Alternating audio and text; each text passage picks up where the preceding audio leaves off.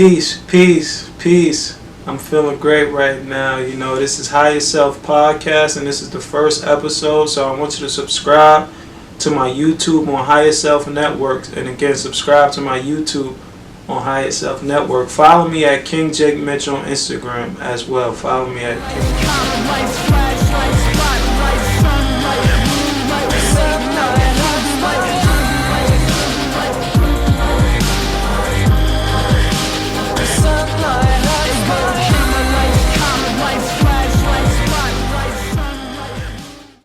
Peace. My name is Jaytaun and I go by Jake. The reason why I go by Jake is because Jake stands for Jaytaun's a king every day, and just like anybody else, we have our moments to where we feel lost. We don't know who we are. We don't know how to identify with ourselves, So by naming myself that, I know that my higher self will always be present. So I just needed a name that represented me even when I didn't know who I was, So that's the reason why my name is Jake.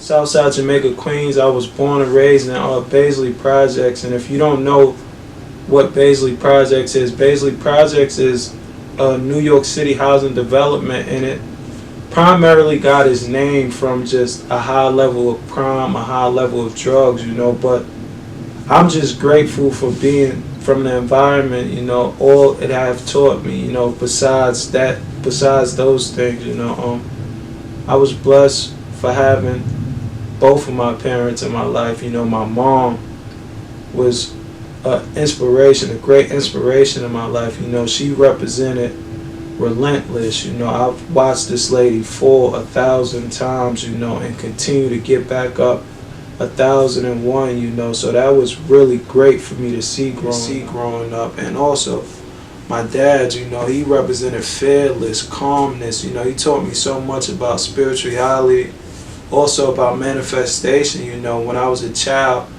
he really removed limits. It was no limits when we was in his company. He made us believe that anything was possible, and that's the foundation of my parents, so I'm honored to have them as my parents. I also was grateful to have a stepfather, and his life was cut short. My stepdad was murdered when I was 11 years old, and that was the first tragedy that I was able to feel trauma, At the time, being 11, it was so much of a tragedy to me because not only was he murdered, I was able to witness that, and I couldn't get that visual out of my mindset, just seeing him there with a gunshot wound to the back of his head, and blood leaking out, that was horrifying, it was a extreme visual, so from 11, when I was 11 years old, I didn't know what was happening. Something internal happened in me, it felt like I died, it felt like something, I just couldn't explain it at that time. So that allowed me to grow with this dark void within me, that allowed me to become truly angry, and I didn't know how to express it, so anger was always an easy way of expression. So, I got really defensive, and I've created a rep for myself to where I will fight off all my battles. I was known for fighting, because this was me protecting myself from, I guess, experiencing this trauma again. And ultimately, I was just living in this trauma, creating the same type of lifestyle. I developed this fighting rep, to where I became really aggressive, and I thought that I could beat the world. And something dawned on me that, you can't beat the world, So when I let go of this idea of me beating the world, I kind of felt at peace, because the fact that I was living in this trauma and in this mindset that I could beat the world will always present me with fighting battles or with things that I was living in and I didn't know, So I always had to keep fighting, and to the point where I just wanted to let go. I didn't want to fight. I didn't want to live that type of life, So even though my stepfather was murdered, even though he lived a certain type of life, I learned a lot from him. And I'm truly grateful and I'm truly appreciative of his life, his legacy and all he done for me. Trauma is a big part because we're all experiencing these great amount of traumas, and then we don't know what it is. Then we become accustomed of this lifestyle, and then we start to normalize things like murder. We start to normalize things like abuse, and we start to normalize all these things as this is the way it is, but truthfully, before I was able to identify with my trauma, I had to really do the work and realize that was the first time I experienced a tragedy where something felt like I lost something within me, and everything else after that was just a cycle of trauma, just keep reinforcing a certain type of lifestyle until I realized, my trauma disconnected me from who I was, and I've carried that great void for a while in my life, and trauma truly disconnects us, Then I was grateful enough to find the practice of yoga and also the practice of meditation at a very young age, at 19, that was allowing me to connect back with myself. I created this ego life, this traumatized life, this person that it wasn't me. So this is why it's so important that we get an understanding of who we are, to identify with self, because a lot of times we take on these titles, we take on these names, we take on these circumstances, we take on these positions, and we become the title, and the title is never us, so a lot of times we operate based on our titles, like I am black, I am white, I'm a boss, I'm a lawyer, I'm a doctor, but who are we beyond our titles? Who are we beyond whatever perception that was created for us to think this is who we are, so beyond our circumstances, our emotions, our physical, to ascend into this higher level of the I am, the self, so really utilizing the practice of meditation, utilizing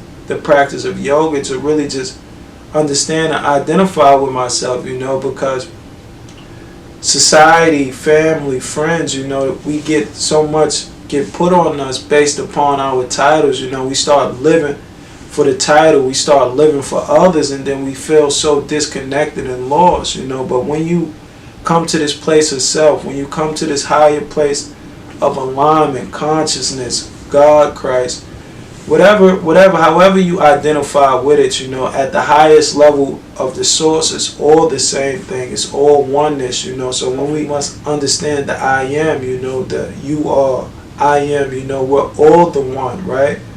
But if we look from a society standpoint, we might not be the one because we'll never fit these programmings, these institutions, and all these things that's made to hold us back.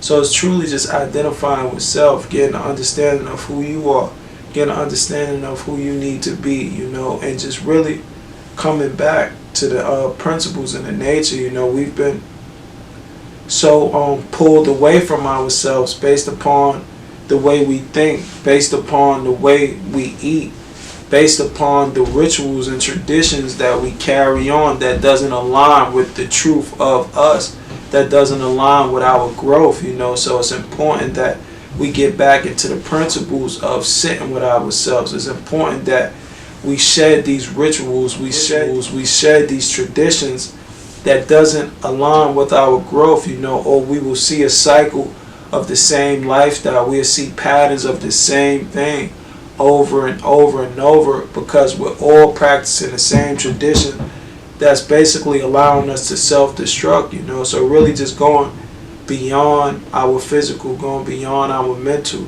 going beyond our traumas or whatever, and just really getting to a place of self, And once you remove all of this stuff from you, once you remove all of these egos, all of these doubts, and all of these fears, you can kind of hear, you can kind of see yourself. And then from there, you come back into this physical, And then from there you come back into this mentality to where you can navigate better. And now you can make the best out of your situation, right? A lot of times we can't make the best out of our situation because we don't know who the best we don't know our best, right? Because we're always comparing ourselves to other people's best. We're always comparing ourselves based upon other people's structure, That's because that's the way we was taught. That's the way society expects us to fit in, But when we go against what's not working for us and we really try to find ourselves in a place of peace, in a place of joy, in a place of bliss, operating from self, self is peace, self is joy, self is blissfulness, but it takes discipline, it takes commitment, it takes consistency, consistency at a ritual that serves your growth, consistency at a tradition that allows you to grow, because we've been consistent at rituals and traditions that has been utilized to self-destruct us, right? The way we eat, the way we even think, like who taught us to think this way, who taught us to eat this way, so the reason why it's important for us to raise questions is because we go on a quest, a quest to freedom, a quest to being the best version of yourself you can be on this earth, because if you're here, you're great. Who taught us not to love ourselves?